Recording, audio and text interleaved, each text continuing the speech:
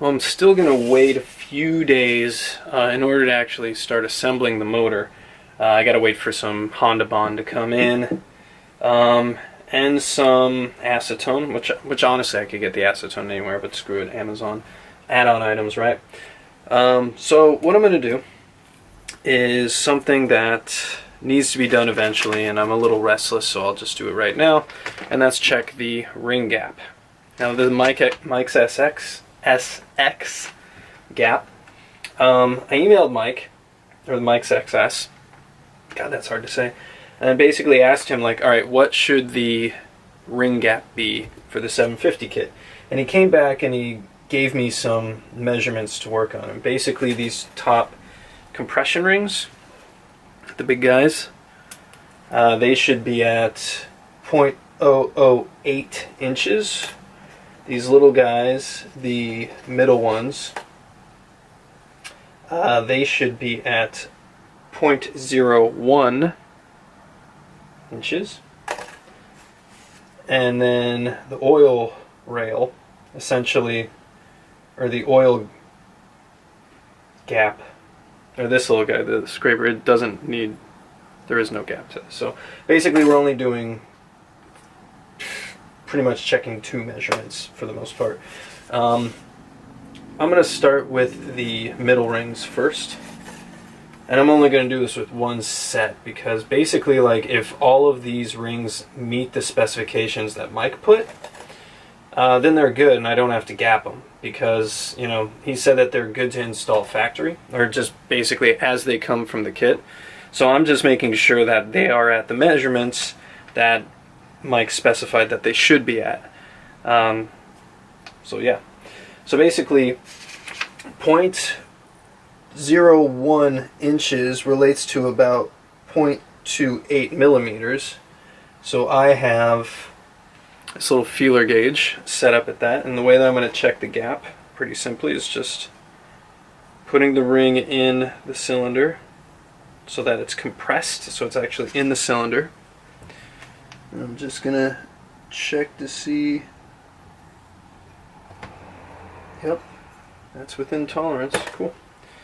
Let's do the other one. Then we'll move on to the top rings.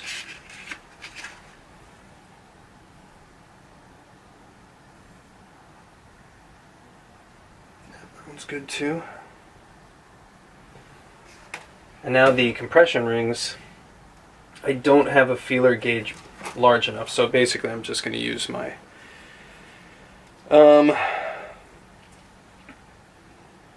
my measure here and kind of hope for the best. I mean, I'm really just eyeballing it. Like, this is, yeah, as long as it's not smaller than this, we're good. Or, you know, not like blatantly larger. You know what I mean? I mean, people are going to talk shit on my methods here, but frankly, like, this kit, way less experienced people than me have put this kit together, and I guarantee that they probably didn't check ring gap. So I'm pretty sure this thing's good to work as is out of the box, but I just want to check and make sure. So same method. This one actually will compress, so we'll just help it out in there. We're measuring that gap right there in the middle. It needs to be 0.08, and it looks, yep, that's right about it. We're in the ballpark. That's good enough. And we'll do the last one.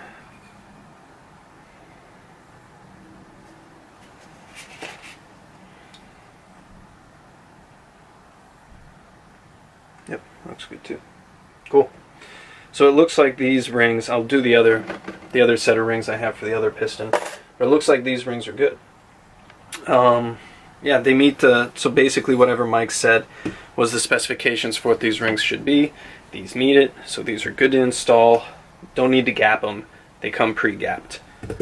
Yay. Also, just one more thing to note. Where I got my numbers from was from somebody on XS650.com. His username is actually, whoops, I lost it. His name is I Am Carbon. Thanks, buddy. And he basically put like what the measurements were, what from Mike said, and I emailed Mike myself, and he gave me the same measurements, the same tolerances for the ring gaps.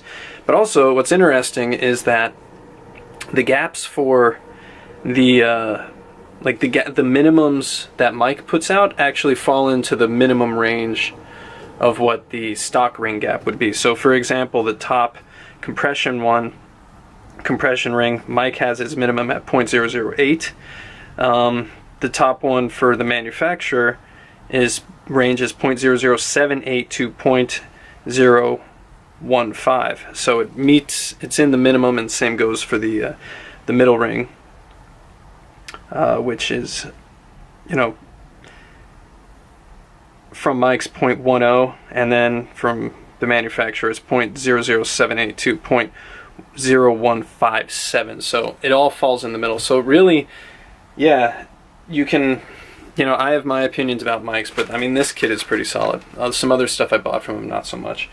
But, you know, the rings that he gave are pre-gapped, obviously, because they work for his specifications, and they work even within the manufacturer specifications. So, I mean, if you're going to install this, check his work. Make sure that your ring gap is like what it's supposed to be. But I mean, it's cool that he sent the kit out with the rings completely like already gapped. It's pretty sweet.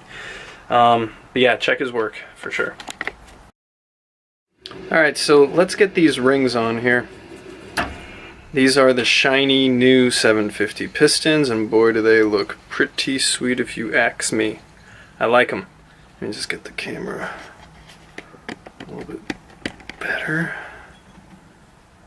Yeah, sure. I'll work with my lighting a little bit. That's good enough. Cool. So, when you're installing these rings, the bottom rings, the oil rings, they do not have an up or down. You just kind of put them in there, and that's the end of it. First thing you want to put in is this, I don't know, I'm going to say so many wrong things. I'm going to say so many wrong terms for these rings, so I apologize in advance, but this is how they go. I don't always say the right things, but damn it, this is how they work. So you're going to put that the middle of the bottom ring, the little wavy part, you can put that in first. Now the only thing that you need to be aware of is, see how right here, as it sits right now, this is going to be really hard to see, but see how right here it's sitting on top of itself? That's the only way that you can mess this up. So you need to make sure that it's like that it looks continuous. So if you got to move it around a little bit to get it to where it's basically continuous the whole way around and it moves freely, that's how you want it. So let's do the bottom ring first. And I am going to do this by hand. I don't have a ring separator or anything like that, so sue me.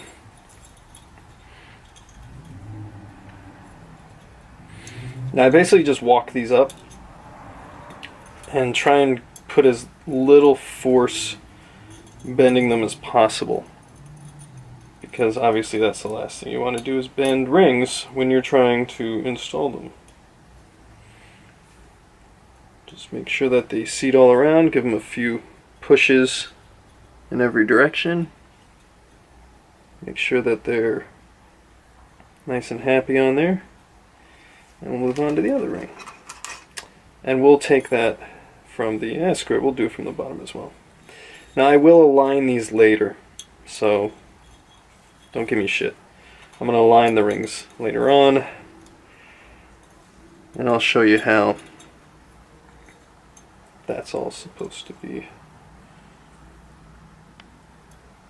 Make sure it gets on top.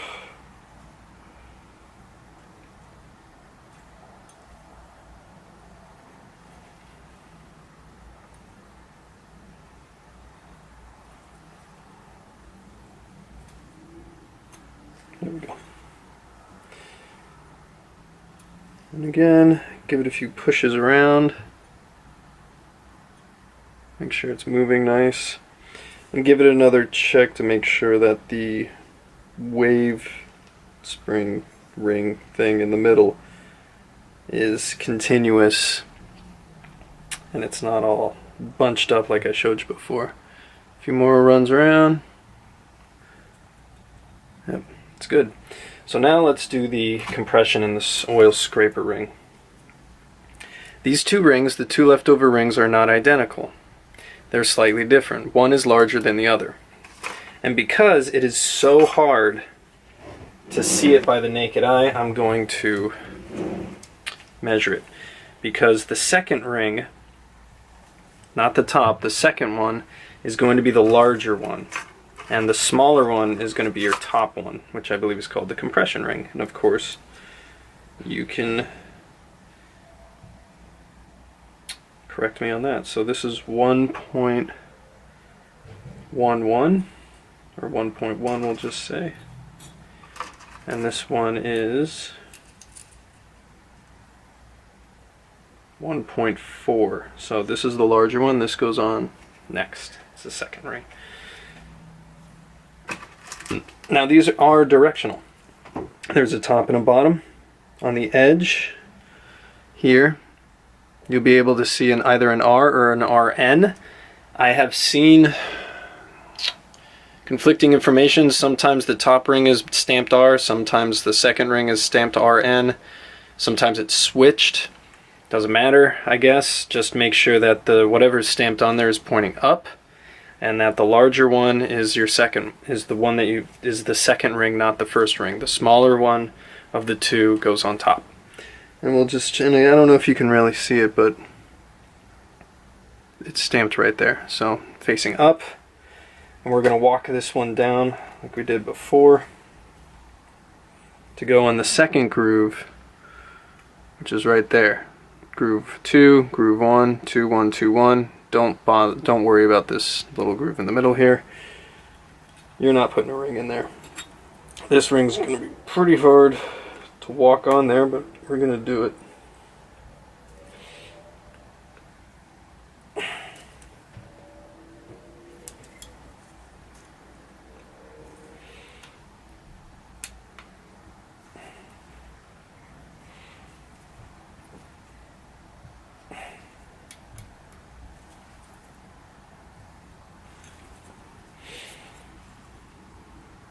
Sorry, I can't really put this on camera,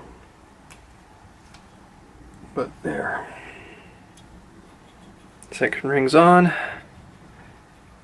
Give it a little bit of a wiggle and a turn. Make sure it's in its home.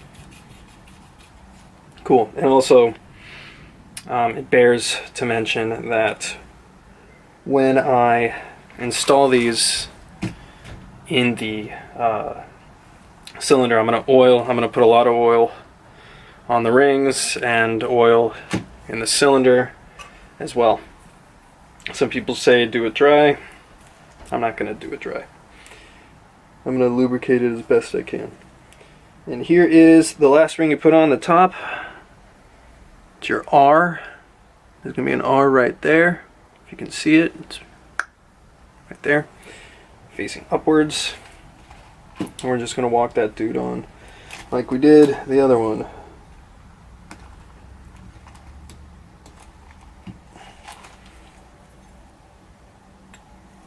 A little at a time, making sure that we don't bend it. And if we do bend it, it's just for a second, then we put it back where it's supposed to. Alright, this one's rotating around. Your rings are on. Congratulations. You're on the right order. Now I'm going to reference something over here so I can show you how you're supposed to have all your gaps lined up. So this one has an arrow on it, and the arrow is pointing forward, which means this is pointing to your exhaust ports. That's the correct position of the piston. Now, your first ring, the gap of your first ring is going to be at, let's say this is, a clock face, this is 12 o'clock. So I'm going to try and line this up with the camera so that we can, so clock face. This is 12 o'clock. So this would be about 10 o'clock.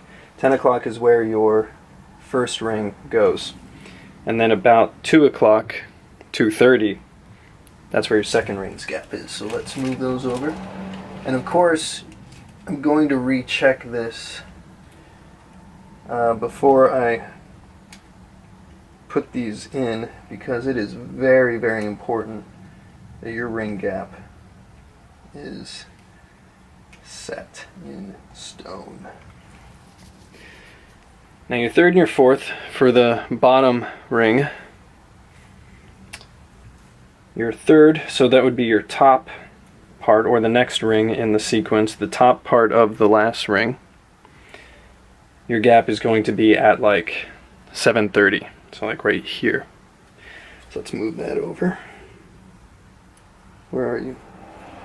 If I was smart, I would have positioned these before I started, or before I put these on.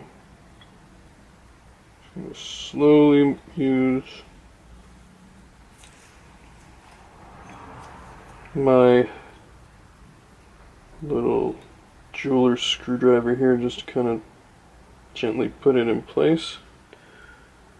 Here we go. And then,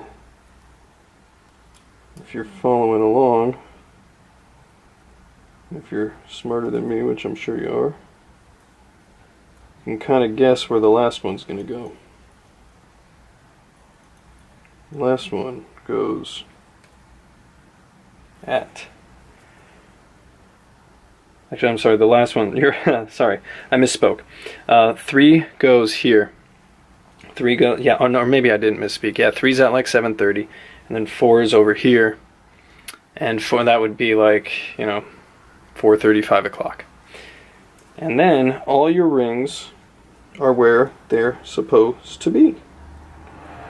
And, I'm just kind of like ballparking this now, but obviously when I'm about to install these guys for realsies, I will make sure that this is, I will like double and triple check this, because this is definitely not something that you want to get wrong, because a lot of bad can happen if you don't end up doing this correctly. Don't ask me how I know, because I don't know. I've never done this incorrectly, because everybody I've ever talked to, everybody that has ever assembled an engine has imparted to me the knowledge of, this is not something you do wrong, this is not something you fuck up, this is not something that you set it and forget it. You make sure that it's right. So that's it. Rings are gapped, rings are on, rings are aligned where they're supposed to be, and this is ready to go in the piston. And yeah, show you that in a little bit. Alright, it's time to put the pistons in the cylinders and get this thing back on the bike. Finally. Yeah, so a few things to note. First of all, this is obviously the 750 cylinder. I already sprayed it down with brake cleaner because it comes with a sort of like shipping oil that makes it so that it doesn't flash rust while it's in transit to you, so you got to take that off with brake cleaner. But I am going to rub all these gasket surfaces down with acetone before I actually go and transport it and put it on to the engine.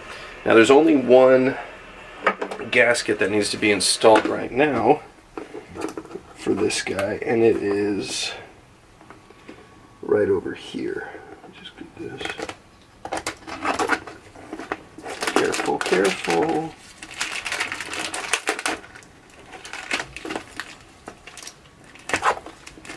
And it's these red guys right here.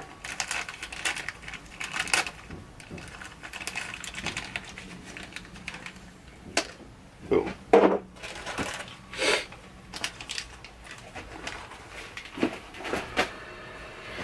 And all they do is just go in this little valley on the underside of the cylinder. You basically just roll them in there. But they don't just sit on top. You got to make sure that they actually get inside there. So I'm going to use if I can find it. Where is it? Yeah, I just have like a super duper small little like precision screwdriver here. I'm just going to squish them down in there.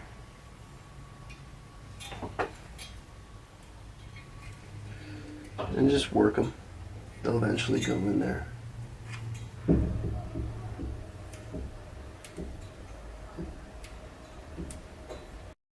So actually I had to do a little bit of digging here. These stock cylinder gaskets from Yamaha do not fit the Mike's XS650 kit. They just don't fit. The recesses that are here are just too small. I actually even took these rings off the cylinder head I removed just to see like if these were actually the same as the other ones, and they are. So it just doesn't fit. I have assembled Honda motors before without that little gasket there, and I was actually fine because I always use this Giga Mesh, whatever the hell it's called, type sealer. A lot of people say, don't use sealer on the base gasket, whatever. I always do, but it's only that brand because it doesn't squish, and I use just a coating, just like a finger's coat of it around. So that's what I'm going to do. I'm just going to push the sealer into these recesses, the ring recesses, and hope for the best. But I looked it up a few places, and it appears that for the 750 kit, you don't need these. You can run them without. So I don't really believe that. I'm going to put a little bit of sealer on there just for just to be safe. I don't want to take any chances. I don't want it to leak. So that's what I'm going to do. Your mileage may vary, but that's what I'm going to do. So let's get the pistons put in here. Alright, first thing I'm going to do is coat the cylinders with a little bit of oil. I actually made a little mark here, a little F, to know that this is the front of the cylinder, because that does matter when you're putting the pistons in. The way I know is that the chain tensioner is right here, chain tensioner is in the back, so obviously this is the front of the motor. So, a little mark to myself. There is some debate out there on the internet of whether or not it is a good idea to do a dry installation or not. Dry meaning you don't pre-coat the cylinders with oil, and wet, obviously what I'm doing, which is coating the cylinders with some oil. I mean, why not? You know? Like, why not? This is going to help it out a little bit. I'm not drenching it in there, I'm just putting a nice light little coat of oil on there. It's not like I'm killing it, but, you know, just a little bit of help. And I am going to oil up the rings as well on the pistons before I install them too. So it's like they're going to get oil because of the piston rings anyways. So I don't understand why people would do that. I mean, I've heard information on both sides that like, oh yeah, always do it, or it's not necessary. So I've heard both ends of the spectrum on that, but yeah, I'm just gonna go ahead and do this because I always do anyways. So why not? It's not gonna kill anything. Just a little bit of help.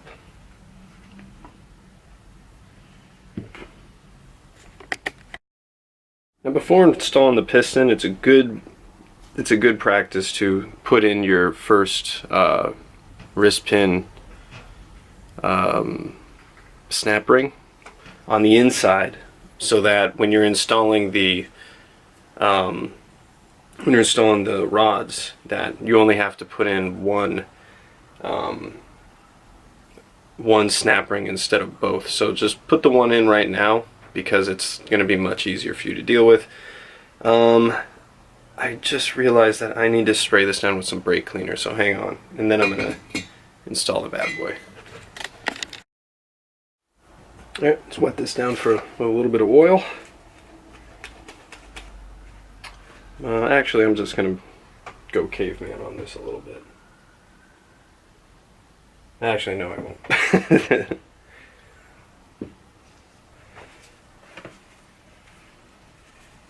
There's my impatience getting the best of me again. I have to really curb myself from doing that sort of thing. Like, it's really hard for me to just be like, yeah, fuck it. But this is how you should do it. Like rebuilding engines, it's not something you want to rush. It's not something that you want to take any chances with. Like, I could have most likely had this engine assembled last week, but there were certain things I didn't have, certain things I needed, and it's better to just wait on it, just chill, take your time, take lots of smoke breaks, take lots of drinking breaks, and just relax.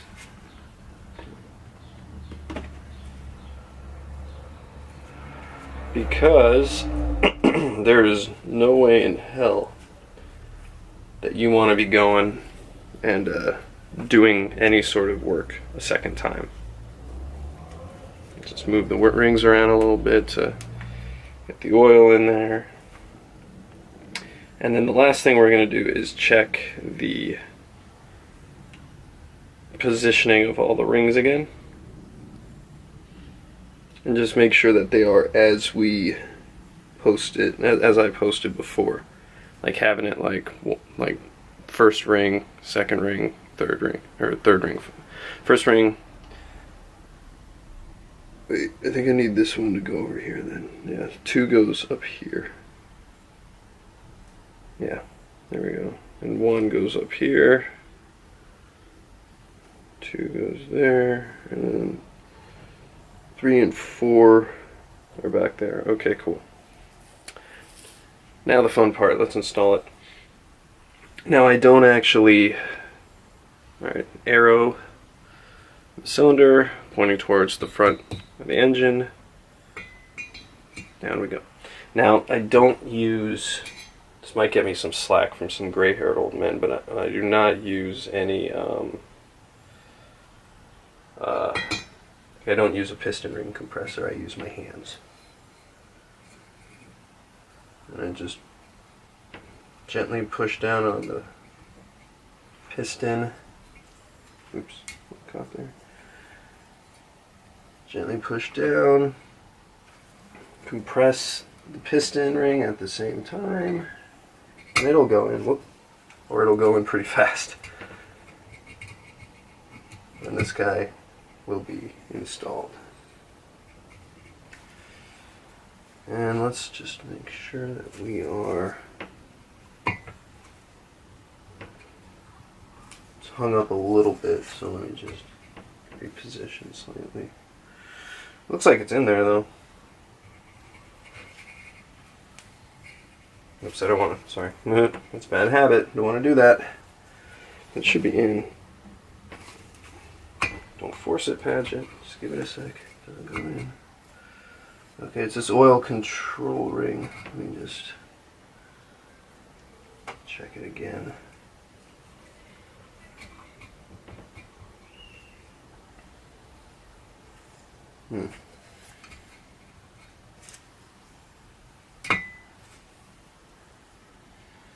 Okay, so I'm just going to ever so gently. You guys are going to go crazy about this, but trust me, it'll work. Just compress the ring a little bit. Just enough for it to get over the threshold.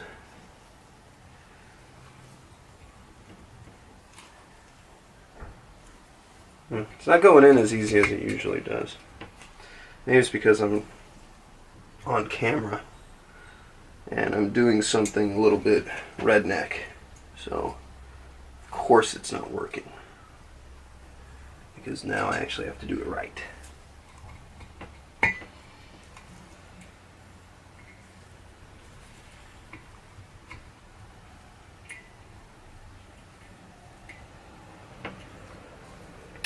Yeah, you know what?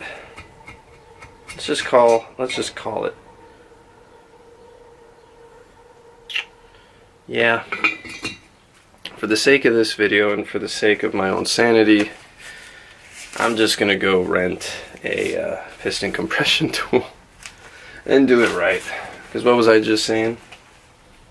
About how you want to do it right and take your time. What am I doing? I'm doing it wrong. So I think it's time for me to take my own advice and get a piston compression tool. Okay, next one is oiled. And let's push you into, let's put you home. Let's just go to your home, buddy. There we go. That should be enough.